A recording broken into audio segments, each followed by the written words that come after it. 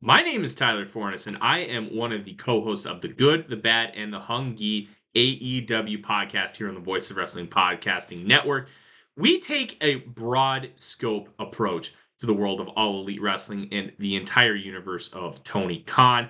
We talk about the big matches, the big stars, the promos, the storylines, and we also look at it from a big picture perspective.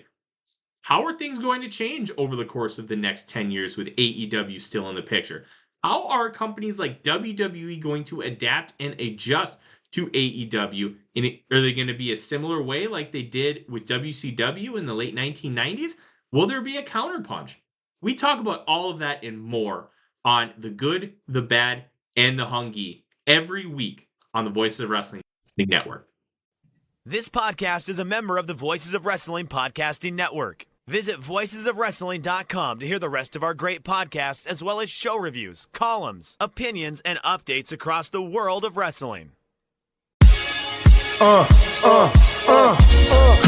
starting to get thick, it's the click, so I hope you watch your A-game. A-made, no rain from the track when we unite and spit. This is an A-game, better bring your A-game.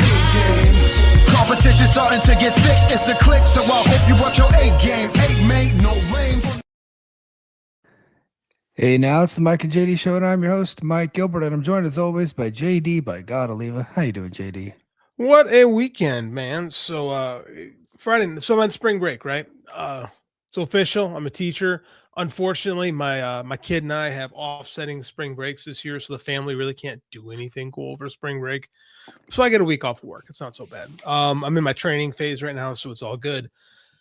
So Friday night we come home because Saturday we're supposed to go to one of my former athletes who had a really traumatic upbringing. I lost his brother very, very young, and was a chore at times, but he's grown into just a hell of a young man. And he was getting married on Saturday, and it was about a 90-minute drive for us, so that was the plan. Going to the basement Friday night, and it is flooded. Oh wow. So yeah, Monday we had a blizzard. We made jokes about it because Mike had tornadoes and I had a blizzard in Chicago. We had about 7 inches of snow and just a ridiculous amount of ice. It was crazy. Well, Friday it was 70 degrees. Yeah.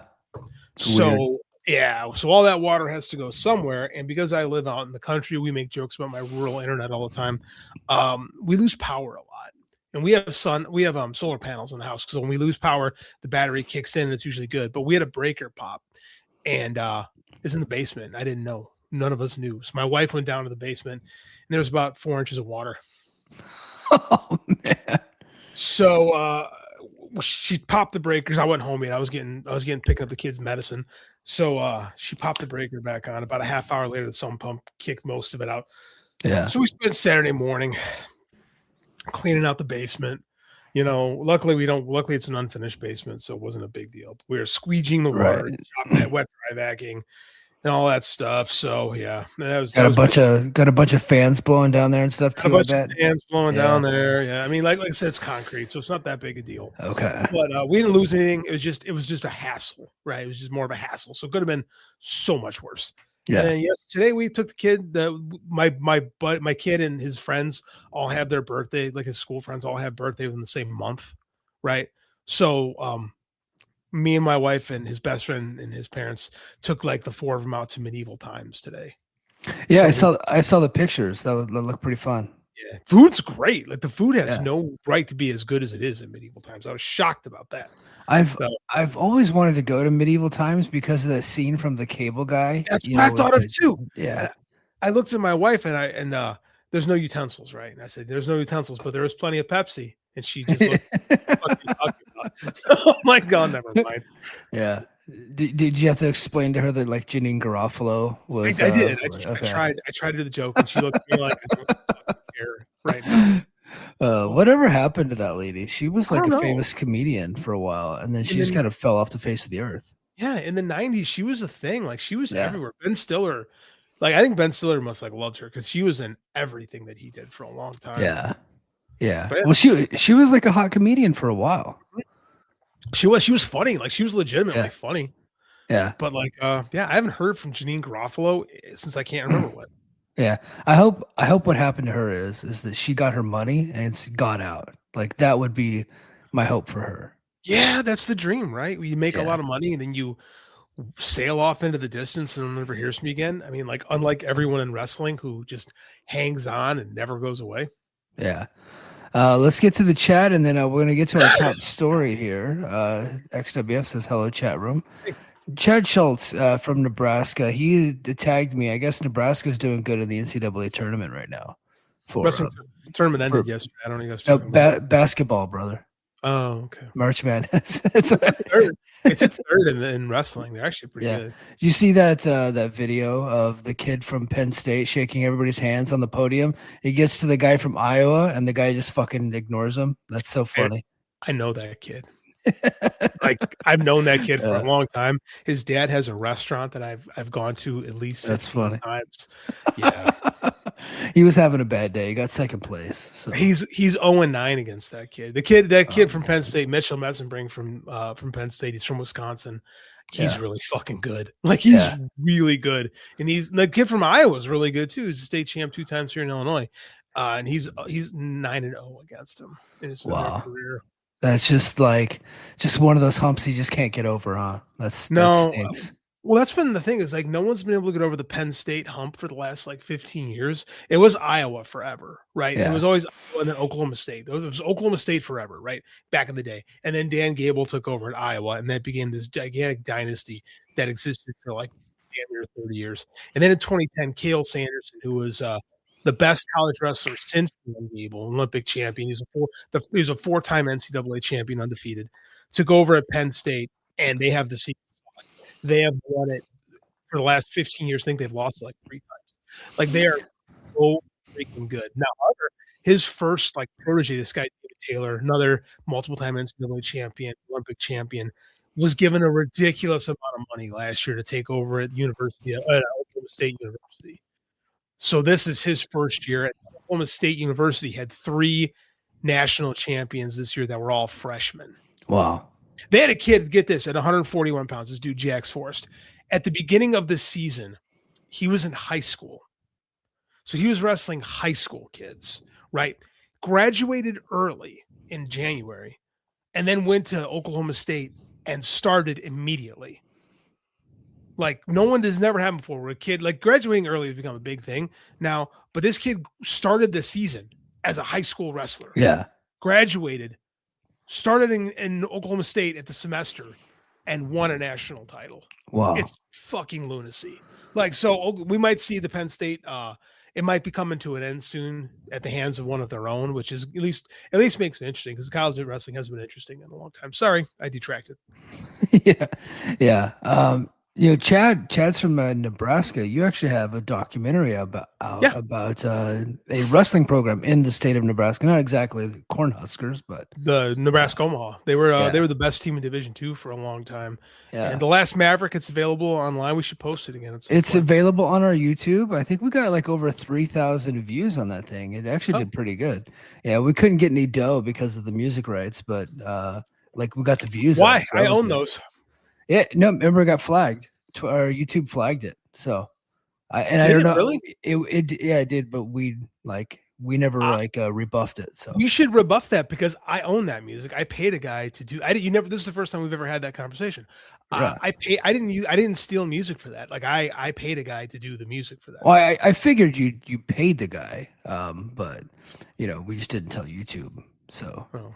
Fucking A, YouTube. Let's make some money. Okay. And I think it's restricted in Russia or something like that. It said because if you have certain things that certain music you can use it, but the artist is who gets the dough on that deal, and then it gets restricted in certain countries because I've had that issue before.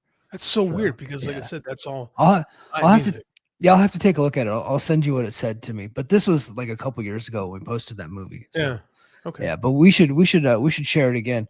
But let's get to the top story here. Sorry. Very sad news that we got to get to. Wrestling legend Dennis Condrey dies. Dennis Loverboy Condrey was a founding member of the Midnight Express tag team. Passed away on March 20th. It says here age 74, but some reports list him at 76. So I don't know what that's all about, but He teamed with Bobby Eaton and manager Jim Cornette in the 80s for one of the greatest tag runs in Mid-South Continental. Jim Crockett Promotions. They did AWA too, right? Or was that Stan Lane version? No, that was the Randy Rose version. That was the original Midnight Express. Yeah, I remember that. I know about that, but I didn't. I thought Jim Cornette did some AWA stuff too. Did he not? No, it didn't happen. Okay. Like, because I know Paul Heyman had the other guys. Okay. He never actually made it into the WWE, but he was influential. He mentored young talent. Retired in 2011. AEW's Dax Harwood broke the news on Instagram with a heartfelt tribute. I love that man. I'll do everything I possibly can to keep his and the Midnight Express spirit alive. Harwood also started a GoFundMe for funeral expenses. No cause of death was released. And then there's tons of tributes out there. But Dennis Condrey, Loverboy Dennis, dies, man. Sad news. Shame. The Express is one of those things like you either like Bobby and Stan or Bobby and Dennis. I'm a Bobby and Stan guy personally. Yeah. But that's just who I found first. But Dennis, same here. That was my first exposure to the Midnight Express was Bobby and Stan. So that's the one I liked. I've gone back and watched Bobby and Dennis. I still like them too. They're still great. Yeah, they're great. Both great. Different tag teams. Like when people talk about the Midnight Express style tag team, they're talking more about Bobby and Dennis because they were a little bit more gnarly. Dennis Condrey was a little bit more grimy and dirty than Stan. Stan came up in Memphis, was kind of like a baby face who worked as a heel, right? He had that fabulous background. Yeah, and he was like discovered by Ric Flair, and he kind of wanted to be like Flair a little bit. Very much. So he was very, very Flair-esque, but so they had different vibes for sure. Mm-hmm. Yeah, but the touring act, like the one that was started in Mid-South, actually, I believe they started in Memphis. I think they might have started a little bit in Memphis. I think Memphis, yeah, because they went to Mid-South on a trade deal. I thought that's how they got to Mid-South. They're part of the build when so there's this very famous trade deal where they're kind of struggling. It wasn't that when the Dog's popularity starts to drop a little bit in Mid-South, he has I can't think of his name. Bill Watts has a meeting with Jerry Jarrett and Jerry Lawler up there, and they hire Bill Dundee as the booker coming out of it. And then they have like a trade. It's Rick Rude and King Kong Bundy go up north. I think there might have been one or two others. I can't remember off the top of my head. And then coming down south was Jim Cornette, who was kind of a B-level manager there, Bobby and Dennis for the Midnight Express, right? And that's and then the Rock and Roll Express, who had just gotten put together there too. Yeah. So that becomes, and then Bill Dundee has this, we brag about it all the time, the just amazing run of television in Mid-South TV in 1984. And a massive part of that is the Midnight Express. The Midnight Express show up in January of 84, and they just own TV. Like the best version of Jim Cornette you're ever going to see is 100%. Is on Mid-South TV because he hasn't quite become a parody of himself yet. He's just like this vicious little mama's boy. Like he's got an edge to him that he doesn't have anywhere else. Like he hadn't quite become a parody of himself yet. And like, there's just some really great shit that Bobby and Dennis do when they show up right away. And it's the nastiest version of the Midnight Express. And they have great feuds with Magnum TA and Mr. Wrestling 2 is a big one. And of course the Rock and Roll Express. They have this the big feud starts and then they would take it into World Class and they would move it into Mid-Atlantic, which would eventually transfer into just Jim Crockett Promotions and WWE. So it was, and it's one of the most legendary it's probably the most legendary tag team feud that there's ever been, right? I think the only thing that comes close, in my opinion, would be FTR and the Young Bucks. Like I think like they're right. They're like, I mean, they've had like a 5-match series. So Midnight and Rock and Roll had like 150 match series probably. It was different. It was just different back then, right? Everyone lived down the road. But they've actually, it's very obvious they've modeled their feud after the Rock and Roll feud. Like it's very obvious that those guys know exactly what they're doing and they steer into it pretty well. There's just, I mean, like the older, I always have a place for Bobby and Stan in my heart. But when I go back and watch matches, like the better team was Bobby and Dennis. Like it's hard for me to deny it. Like, cause the matches were so different and we should watch something, Mike. Yeah, so go to patreon.com/the Mike and JD show. JD and I, after this episode's over, we're actually just gonna go do another stream and we're gonna watch. It won't be live because we're gonna be using copyrighted content, so we have to do it on Patreon. So we're gonna record us doing a watch along. We're gonna just go to YouTube and pick out a Rock and Roll and Midnight Express match featuring Dennis Condrey.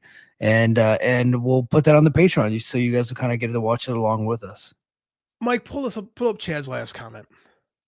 Okay. We're not going to go after Chad, right? Because Chad rules. No. Chad's great good. No, but this is actually an interesting topic conversation. Oh, okay. Chad goes, what about the Freebirds versus Von Erich's feud? So last year, Mike and I were we're lucky enough, we brag about this a lot, that we vote in the Hall of Fame. Right. And I kind of was trying to spearhead the Von Erichs as a trio into the Hall of Fame. And I had a discussion with David Bixenspan about this, about how very little tag team matches and three-way matches, specifically trio matches, specifically occurred between the Freebirds and the Von Erichs. And there's a shockingly small amount to the point where, because Bix was going through Cage Match and was literally just reading the results, it was a lot of singles matches building up to the big matches that would lead in. So, I mean, the Freebird Von Erich feud was the most influential trios feud specifically that this country is ever going to see. But it pretty much is the lifeblood of Dallas. Right. Yeah. And it really kept Dallas afloat. Not afloat. It made Dallas massive from 82 to 84. The difference between the Midnight and the Rock and Roll feud is that it stretches across multiple territories. Yeah. So it was a fresh feud everywhere they went. They had the same feud across maybe 6 to 8 years probably. Oh yeah, easily in various forms. Because they could go back to it anytime. They were feuding essentially from late '83 when they kind of both groups got together in Memphis. Right. It really hits a stride in '84 in Mid-South. And by 85, it stretches into Texas, into World Class. And then it becomes a massive thing in Dusty Rhodes, right? And the not Continental, I'm sorry, Jim Crockett promotion. Jim Crockett, and Mid-Atlantic. So they have it there. And then at some point, Dennis Condrey just disappears. He just didn't want to do it anymore. He was just done.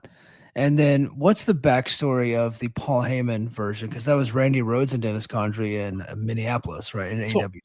Interesting enough, Randy Rhoads and Dennis Condrey were the original version of the Midnight Express. Okay. Yeah. They got together in Memphis before, because Midnight Express in Memphis was a stable. And I believe it also included Norville Austin. And it was just something that exists. It was just a stable that existed in, kind of like Road Warriors in World Class. That was a stable that in Georgia specifically. Georgia, not World Class. Legion of Doom, yes, was a stable that led by Paul Ellering, and the Road Warriors became, because remember when the Road Warriors would get introduced in WCW, it was the Legion of Doom, the Road Warriors. And I never got that as a kid. It never made sense why they were both the Legion of Doom and the Road Warriors. When WWF, they were just the Legion of Doom. So that shit's confusing. But there's actually Paul Ellering's stable was Legion of Doom. Similarly, the original Midnight Express was just a stable, but Bobby and Randy were a team. And then when Dennis and Randy were a team. And then in the in 87-ish, Paul Heyman has got a deal going on up in Minnesota, AWA, and he brings Dennis and Randy together and starts billing them as the original Midnight Express. And they have a small run in the AWA, which is pretty cool. But what really pops is in '88, in the dying days of Dusty Rhodes, literally dying days of Dusty Rhodes, booking tenure in the new Ted Turner owned WCW, NWA, if we want to call it. At this point, it's kind of a company that doesn't know what it is. But Dusty books two, they didn't want any gore. Famously, they didn't want any gore on TBS at all at this point. So Dusty, in a matter of weeks, books two of the goriest tag team angles you're ever going to see. The first one is Cornette takes a phone call in the middle of an episode of World Championship Wrestling, and he's playing it off you don't have the guts to be here, blah blah blah, doesn't it? And nobody knows what the hell he's talking about. Then all of a sudden there's Heyman, Paulie Dangerously, and there's Dennis Condrey back on television with Randy Rhoads, and they beat the shit out of the Express, out of Cornette. Cornette's got this white suit on. So good. This is where Paul Heyman really gets that phone, because Paulie used to have this, like, for younger fans, he was known, Paulie Dangerously was really known in the late 80s, early 90s for bringing these like Zach Morris brick cell phones to the ring, and these things were enormous. And Heyman would beat the shit out of people with them. They fucked Cornette up. Cornette is wearing a white suit, and he is just bleeding all over the place. If it wouldn't get us in trouble, I would run this angle right now on this show, because it is one of the best things they ever did on TBS. It is so epically great. And then just a short time later, they did the Road Warriors turn on Dusty and Sting, and where the Road Warriors take the spike off their shoulder blades, or their shoulder pads, and jam it in Dusty's eye, and there's blood pouring out of Dusty. And then Dusty lost his 10 years. Booker. Well, because he kept doing the one thing they told him not to do, which is blood. Yeah. And they're fucking epic. Just epic angles on television. And you get a really good feud between the Midnight Express, the 2 Midnight Expresses, where Cornette's version actually turns babyface, and they're babyfaces throughout 1989. They don't turn heel again until 1990, and then they're out of the company shortly after that, which is kind of crazy. Well, because Jim Cornette kept getting himself into trouble, I think. So the king. Let me break it down for the young people. The Zach Morris one. Yeah, young people don't know who that is either. I'm so old. Which is sad. I don't think young people could handle Zach Morris, because, like, in hindsight, a little creepy. He's a narcissistic sociopath when you look back on it. Yeah, for sure. Rest in peace, Dennis Condrey. Everybody got your way to watch some Midnight Express. And if you want to watch a match with JD and I, just go to the Patreon and become premium subscribers. And we'll probably talk about some other stuff too, but we're gonna get together to watch probably a 20-minute match. So good stuff. Rest in peace, Dennis Condrey. Let's get back to the chat. Chad Schultz says a new movie recommendation for you, Mike. So I did watch Darkman, by the way. I really enjoyed it. I was surprised that I had never seen it. So I mean, I am too. Like we should talk about Darkman, not on this show, because we'll go off on a tangent. But we should do that. Yeah, we can save that for the Patreon. But Navy SEALs with Charlie Sheen and Michael Biehn, I will add that to the list. Navy SEALs kind of right up my alley for sure. Yeah, I think you're gonna like Navy SEALs quite a bit. I remember that movie. Yeah. All right. So this gets into our next topic. Can't believe the tweets that Ricochet and former Vice President of Talent Relations John Laurinaitis tweeted. So we can go over the John Laurinaitis one. Did you see that? I did not. What did John Laurinaitis tweet? So he did a contract signing, not a contract, an autograph signing, like a session at some indie event. And he had some people at his table, and like somebody took the picture of it and put it in a chat GPT and added made it look like it was a full crowd there to see him. And like it was barely clearly AI, and he tweeted it out like it was real. And so that everybody like called him on it. And the next thing you know, Rhino, I didn't know he was funny, by the way, but he does something similar, but it's like 20,000 people. And he's got like in his crowd, it's got Hulk Hogan, Ric Flair, the Pope. It's got like all these people, and like everybody's holding up Rhino signs. It's so fun.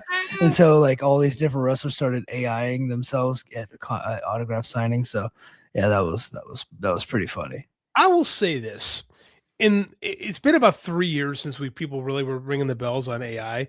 It sure seems like people are pretty quick to call out what's bullshit AI and what isn't these days. And it doesn't seem like it's been quite as devastating to the world as we thought it was going to be, just in terms of tricking stupid people. It seems like we're pretty good about identifying it so far. Yeah, so far. Yeah, so far. There's been some political stuff out there that was like I thought was real. And then like you have to really zoom in on some stuff. It's like, oh, Netanyahu has an extra finger. That wasn't real. That was the thing that happened this week. Yeah. I thought that brother was dead. Yeah, nope, he's alive. Maybe. Yep. All right. So the tweet that Ricochet tweeted. Let me get to my notes here. I got a whole note on this thing. So Ricochet, idiot, got himself into trouble. So during Fallout, after Revolution and before Dynamite, a fan named Sandy criticized Ricochet's acting skills in a storyline, like in a video that was put out after Revolution. Now she didn't like tag him, like it was an AEW video that she just responded to saying that he wasn't a good actor, right? Something like that. And then Ricochet clapped back on X and said, "I'm glad you got MS." So apparently he went to this lady's page, and she said that she's living with MS. And so multiple sclerosis, for those who don't know. He kept it up he kept it up for a while and was kind of like doubling down on it for a little bit too. And was getting into arguments, and like people that were defending him, he was like retweeting. And then I guess Chris Hero got him on the phone and told him to pull it down. After a couple of days, it looks like he's going to be on ice for a little bit, although he is advertised for the upcoming joint show with the Ring of Honor and Border City Wrestling, or what's the Scott D'Amore thing called? Maple Leaf. Yeah, they're doing a joint show in Windsor, Ontario, I believe. But yeah, Ricochet, man, what a dummy. It's like, what are you thinking, man? I mean, like, Ricochet's kind of gotten himself over a little bit as like kind of an unhinged heel who will be a real dick on social media. I don't know. I think he just kind of got caught up in it, and he said something he probably like when this first happened. I kind of like, oh, who cares? It's just social media stuff. Like, yeah, I didn't really see it as like a story, but now that he's kind of like on ice, now it's a story. Yeah, and I guess like, I don't know. I'm not gonna say she's really sensitive. Like, she should be really sensitive about the fact that she has MS. These wrestlers got to stop vanity tweeting, searching themselves, man. That's where they really get in trouble. Like, I think that if you tag somebody, I'm of the mind that if you tag somebody, you're kind of calling out fire. But if you just respond to a post and comment, and then they got to, I mean, I get it. Ricochet's kind of get himself over going for the jugular. I think he just pulled an Icarus and flew a little too close to the sun and got. Yeah. Like, I don't think the guy deserves to lose a job for it now. No. I think the problem with Ricochet is that he's trying to be a Twitter heel, but he's not smart, clever, or funny. Like, he's doing a good job on television being an idiot. And he's got himself over that way. I think if you're trying to be a heel on Twitter and get into arguments on Twitter, you should be able to have like a good vocabulary, right? And like be witty. And I just don't think that he's any of those things. He does not like, I don't think anybody that's posted videos of himself in the last 3 years with chasing rants is that smart. Like, no. Probably you shouldn't be on there making fun of people with MS. You're an idiot. No, I think we need to take something. I think we need to remember something. Yeah, we cover professional wrestling. By nature, oftentimes these are not the sharpest individuals in the shed. You know what I'm saying? No. Like, a lot of them are kind of dumb jocks, and we like dumb jocks. This is voice of wrestling. We support dumb jock wrestling. Yes. But that being said, when dumb jocks are going to be dumb jocks, you can't kind of get mad about it. Like, it's that old serpent and the frog thing. Like, you kind of got to go, or scorpion and the frog. You kind of go, it's kind of what we are. Like, I think it feels like we feel like we have to like these people even when they're heels. Mm-hmm. Like, MJF is pretty witty on there for a guy who also is sharp all the time, but he's witty. You know, Ricochet isn't very witty. I mean, like, I don't know. It reminds me of the Rock skit on SNL whenever they're doing like 1980s promos, and like one guy cuts a promo like, "I'm gonna beat you into oblivion," and he goes, "You have AIDS." it's like what? Whoa, it's like your mom cheated on your dad, and like all this stuff. It's like, what? Like, again, it's being stuck with them. Being not stuck is a bad term.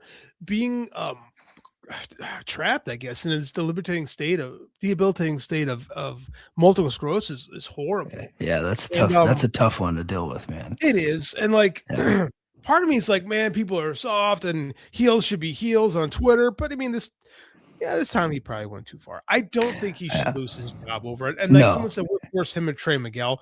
I don't know. Trey kind of like spread the wealth, like Ricochet targeted one specific individual. He's like, I don't like you. Like, I think Trey. I think with Trey. I think what they did with Trey is kind of shitty. I'm of the opinion they should have not done that to Trey. I'm not going to change my opinion because it's Ricochet. Like, hey, you did this to Trey, you should do the same to Ricochet. I don't think that either. I think that a little bit of like retraining for Ricochet and he'll be all right. Yeah, Ricochet will be fine. There's been people done much worse things in that company. Like, but because it's an AEW guy, we have to act like the skies are coming down and, you know, everything is horrible and they're going to lose their TV deal because anything bad that happens to AEW, that's what makes me mad. Like, I caught strays because Brian L on Twitter, I barely tweet. I tweeted on Monday, you could tell AEW had a good show because the bots are out. And I meant because like Brian Alvarez was crying about the time of the show and like people were upset about the main event. And then like within 20 minutes of me posting that, Ricochet fucking puts his foot in his mouth and then everybody assumes I'm defending Ricochet. And I'm like, what the fuck? What did I do? So, so I just played out. I'm like, you know what? I'm just gonna fade away on this one. Did you see all the heat that Sap got? Because so this happened on Monday, right? And Sap was off that day. He was traveling, and so he didn't cover it. And I guess nobody else at Fightful did either. So that whole website and Sap took a bunch of shit for not covering it because they're getting paid by AEW. Like that's the conclusion that everybody comes up to. But I did notice, was it Brandon that posted all the people that are actually getting paid by WWE? It was Voices of Wrestling. Oh, it was us. Yeah. It was Joe and Rich. Yeah. So you know what? I wish I had that story. I'm not a premium subscriber. Shit, don't tell anybody. I'm a cheap ass. So can you grab the list? We should cover that. Yeah, I should have, but I wasn't prepared for this. Okay. No, you can't. So okay. That sucks. I use my phone as a camera, Mike. I know, my bad. Yeah, my bad. Yeah. Anyways, yeah, but like there's a lot, and the front office, like they just made a thing last week with front office just signed a deal with WWE where they'll be giving them favorable. But people got to freak out about. But these nerds, and if you disagree with me, you're a nerd. Like they make up because Dave likes AEW matches that he is being paid by Tony Khan. Or that Sap will say things about AEW. They are being paid by Tony Khan. Meanwhile, WWE is actively buying media sources, and that's Hey, JD, who was the guy that you accused of being PR for WWE? By the way, Sap. I think it was Sean Sap. Yeah. So like, I think if he gets accused of being like it was PR for WWE, or if he's getting accused of being paid by AEW, it means he's probably fair. I would say. Hold on. Well, I said this a few years ago, and I said I think you guys run PR for WWE a lot, and Sean didn't fight me on it. Yeah. Like for some reason, Sean will go after anybody, but back in the day, I haven't fought with Sean in a long time. But I would say, no, Sean, you're wrong, and he would kind of be like, well, maybe I am, and I'd just be like, whoa, what do I have? What do I have? Well, I think in the context of the argument that you guys are having, it would be the case because they do promote the events, they do talk about all the stories, talk about all the storylines. So like in that sense, but he is not a guy that's not going to cover certain stories because they're WWE. Like he's going to cover the bad stuff too. Yes. So that's what I meant. Yeah. Like, but there are people that will get mad that if WWE gets any favorable AEW gets any favorable coverage at all, it means the source has to be being paid by Tony Khan. Even though AEW's metrics in all forms are up year over year. So. Yeah. I don't think Dave or Sean would take Tony's money. I would though. So if Tony wants me to tweet out favorable stuff to AEW, I'll take the money. Like I can be bought. Like if TNA wants to pay me, I'll take their money. I'll take WWE's money. I'll take anybody's money. Just not like an adversary of the country. Like I'm down. Let's do it. Dude, you tweet about you spend half your time saying good things about TNA, and half that locker room hates you as it is. Yeah. So if they want me to be nice, it's probably gonna cost money. I think we can't be bought. Yeah, for sure.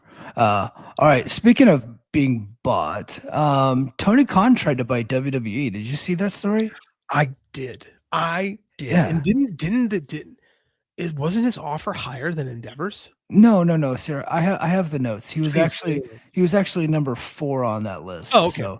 So newly unread. So this is a story from Brandon Thurston. So I think that's the one you got mixed up. So this is Brandon's story. Newly unredacted court documents from the shareholder lawsuit revealed Tony Khan's company Base 10 submitted a $6.9 billion bid, $76.83 per share for WWE in early 2023. It was the lowest of the final 4 bids. KKR was at 8 to 8.7. Liberty Media was 8.5 to 8.9, and Endeavor winning was at 8.5. So he was just under $2 billion short. But that's kind of crazy. Like you would think that he would put a bid in it, but it's weird that it actually came out that he did because we just had never heard that. I'm surprised it stayed quiet for almost 3 years because you and I speculated that on this show that Tony, I think we made jokes that Tony should put in a bid. Yeah. I kind of get it. Like I was surprised that I was a little disappointed by how many AEW fans, the ones that like to rally against monopolies in pro wrestling, came out like, "Oh man, it would have been better if he had." Like, Yeah. I was a little disappointed. I'm like, Really? "Oh, we're all hypocrites here." I guess I thought like Yeah. we do want monopolies in pro wrestling. I thought we wanted competition. We Like, only want monopolies if it's the one that benefits us the most, I guess. So, I guess which, so. which it would not benefit anybody. That would have been a disaster had he bought Yeah, it. horrible. Yeah. It Would, would have been horrible. because WWE already had the business monopolized for since WCW died. Like, I don't think you could really consider TNA. TNA was another place to work, but they weren't competition, right? Like, they just never posed a threat. So AEW is the only thing that's even come close to what WCW was able to do.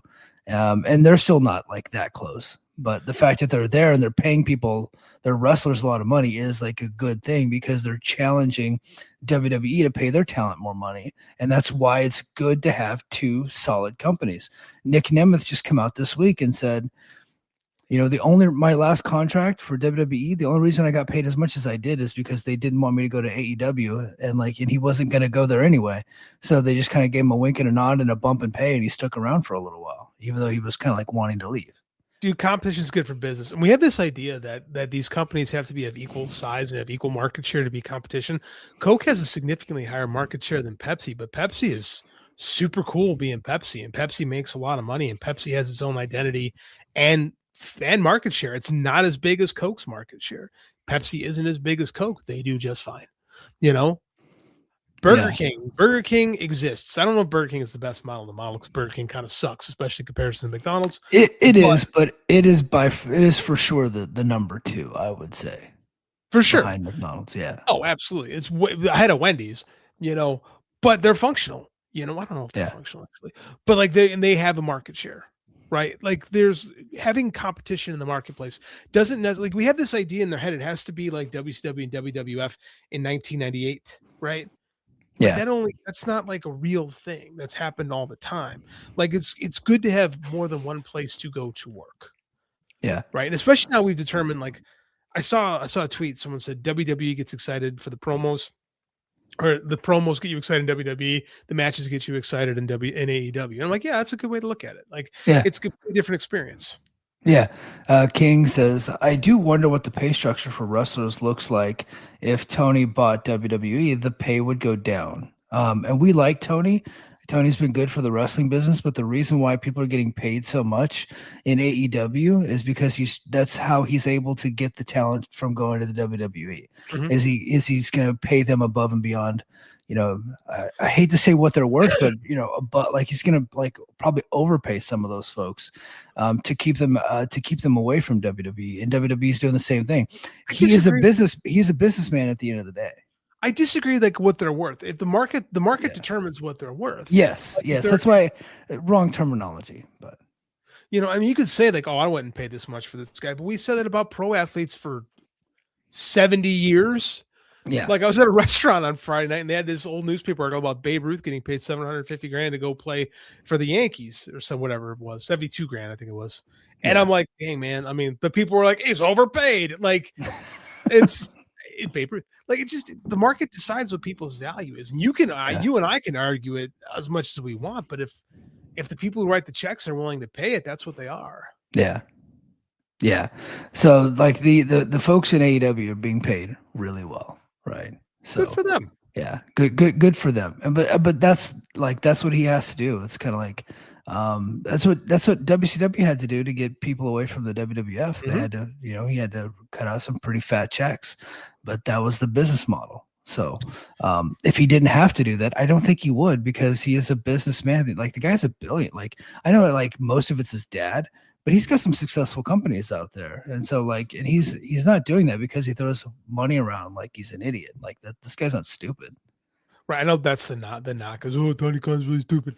Yet they've been around since 2019. Like we're 7 years into this company now. And, he's fought, like every company has ups and downs, and he's fought through them.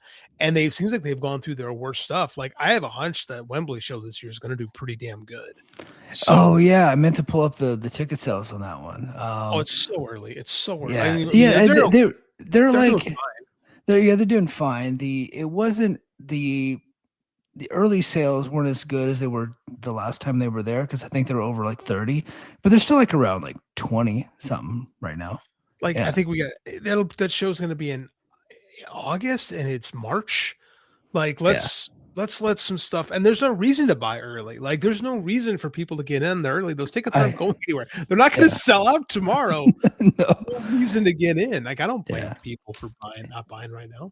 I always will wait till the card comes out before I purchase anything, because we are old. Yeah, like I want to know who's on the card. So yeah, I'm a betting man. It's going to be Will Ospreay and probably MJF. I think that would be the move, unless they go with Kenny. But I think MJF is like the hottest guy in the company right now, so I think that he would be the guy to go with. The second coming of MJF's been much better than the first.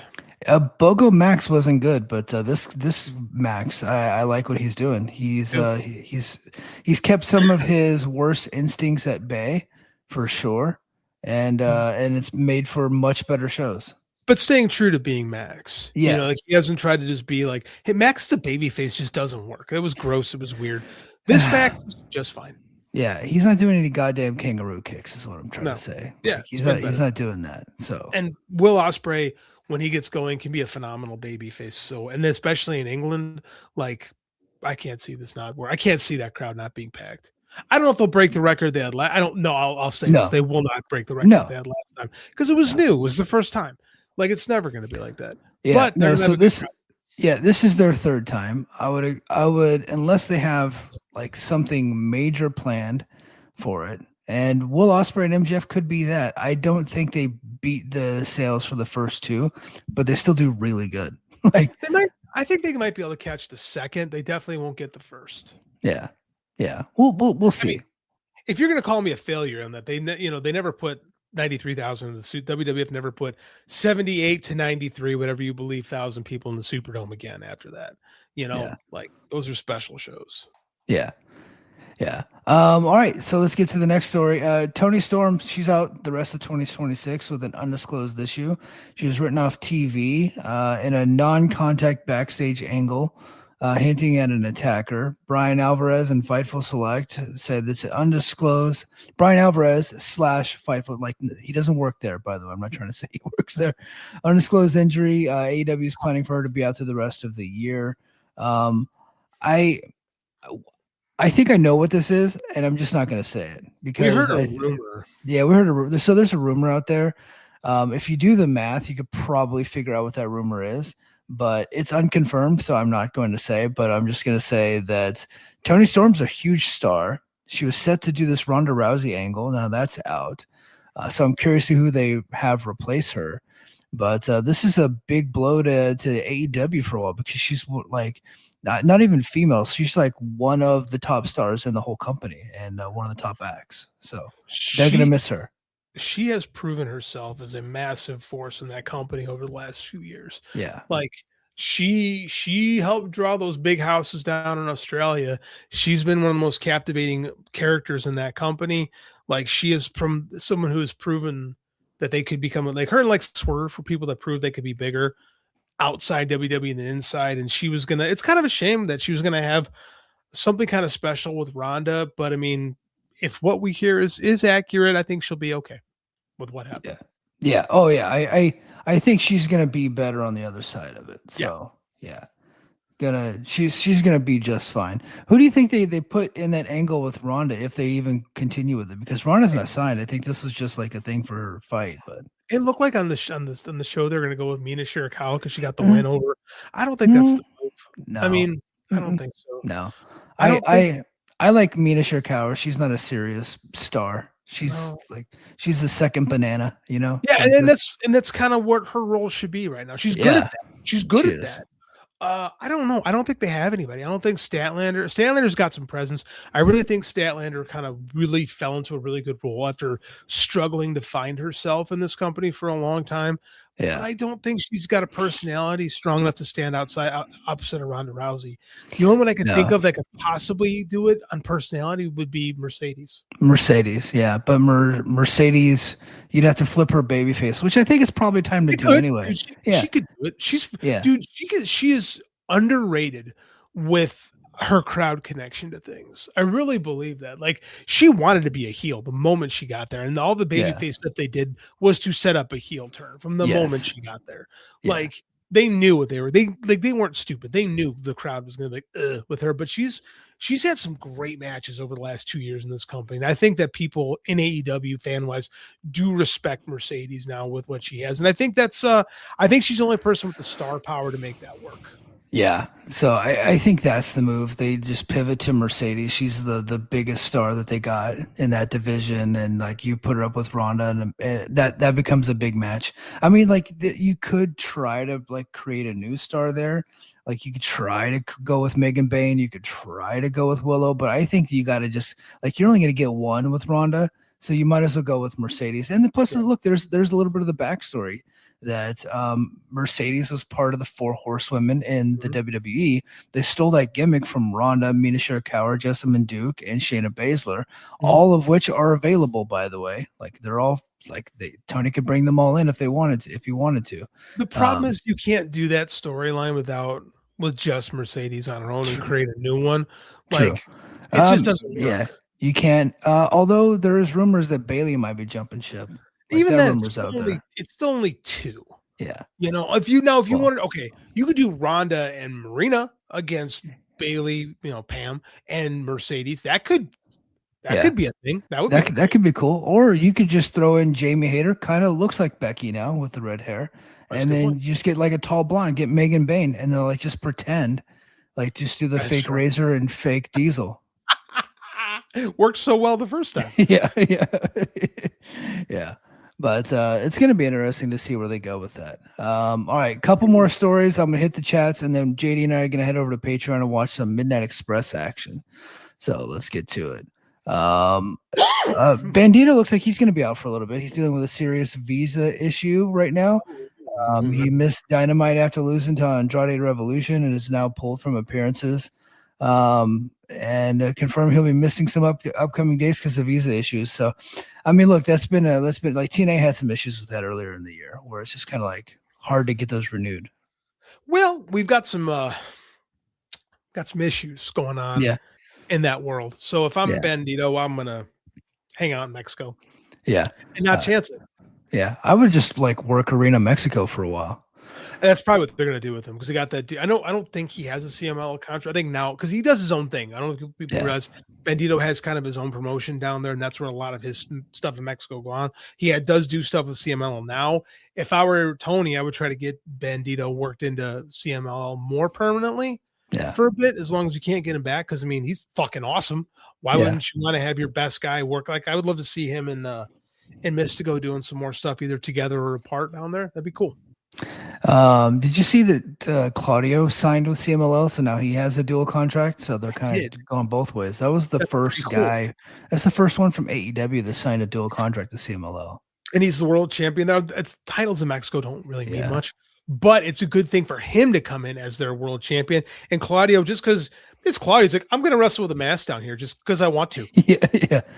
And everybody went, oh, okay. Is it cultural appropriation for him to do that? And other whites have been accused of that when they go down to Mexico recently. Chaz. But he's Swiss, not American, so I think he can get away with it a little bit more. He'll get away with it. It's just us. Like we're the problem. Nobody else. They don't have a problem with anyone else. It's just us. That's funny. All right, couple more, and then we're out of here. NXT leaves Peacock for YouTube. We did kind of talk about this last week, but it looks like all the content has been pulled from the cock. And Stand and Deliver airs live and free on YouTube on April 4th. So there you go. Did you see that movie when we were kids, Stand and Deliver with Edward James Olmos and Lou Diamond Phillips? Dude, who are you? I grew up with all Mexicans in my neighborhood. Like of course, like I've seen La Bamba, I've seen Blood In, Blood Out, American Me, like for sure. Born in East LA with Cheech Marin. Come on, all like the Mexican movies of the 80s. I was in on, brother. Yes. So every time they say Stand and Deliver, I think about Edward James almost trying to teach math. Yeah, that's funny. But All right, guys, let me get to the chat, and then we're going to send this thing home. I got a couple topics. We can go to Patreon. Go to patreon.com/the Mike and JD show. We're going to do Midnight Express, and then I got a couple more stories that I want to hit. JD, are you aware of what was going on with Afro Man, the rapper from the early 2000s? I wasn't until he won this lawsuit. Yeah. So we're going to save that for Patreon. Did you hear any of the music that he put out? I didn't actually. I heard that he did it. I would love to hear some of it. Actually. Okay, so we're gonna play some of the music. Well, we'll save that for Patreon because I can't do it here. Last but not least, Chuck Norris, rest in peace. Chuck Norris, Air Force legend, was in the Air Force during the Korean War, and he went on to become a karate champion and played in some like awesome movies like Missing in Action and A Code of Silence, Octagon, yeah, Delta Force.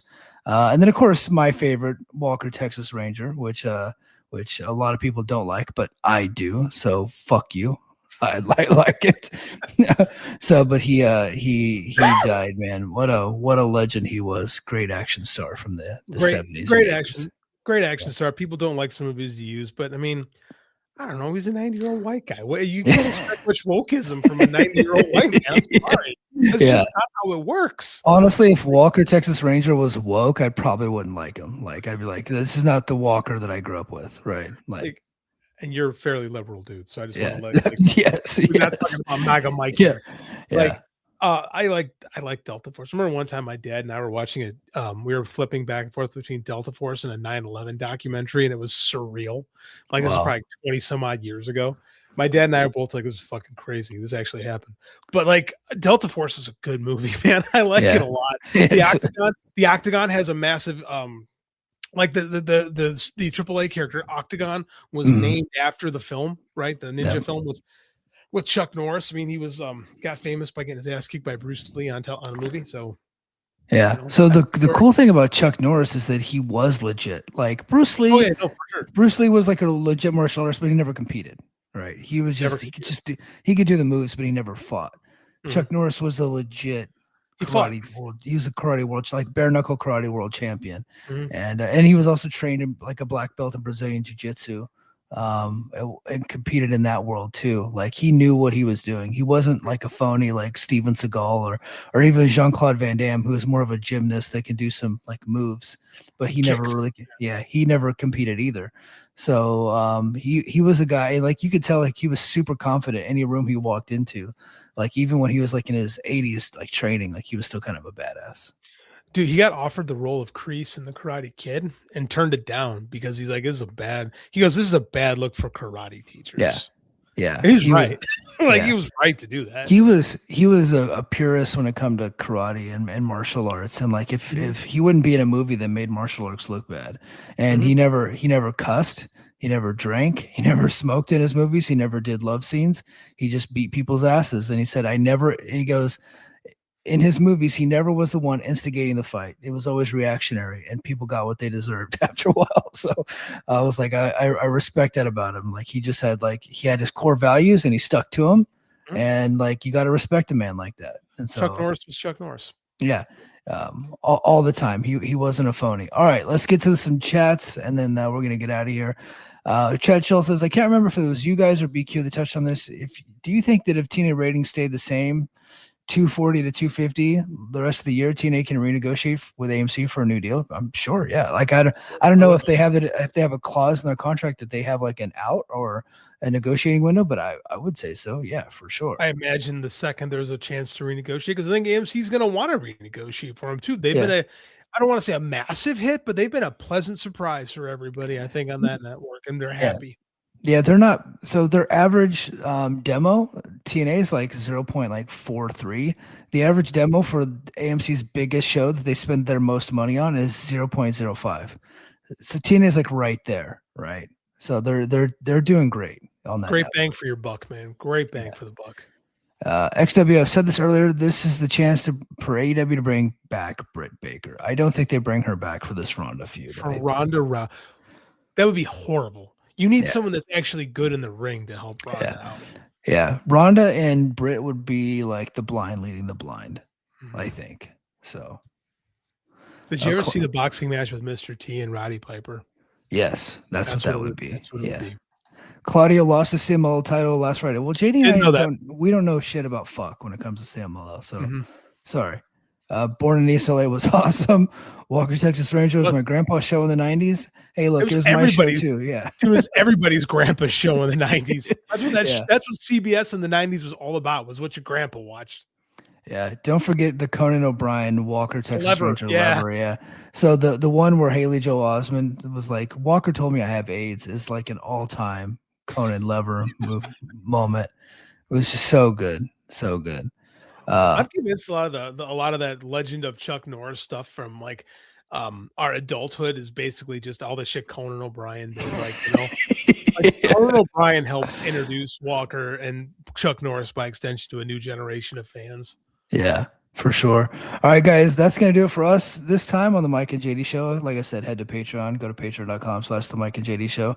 We're going to watch a Midnight Express match, and we're also going to discuss the Afro Man trial. We're going to get into some Afro Man. JD's going to, for the first time, hear Afro Man's diss raps on the Adams County Sheriff Department. I'm excited. It's going to be classic. All right, guys.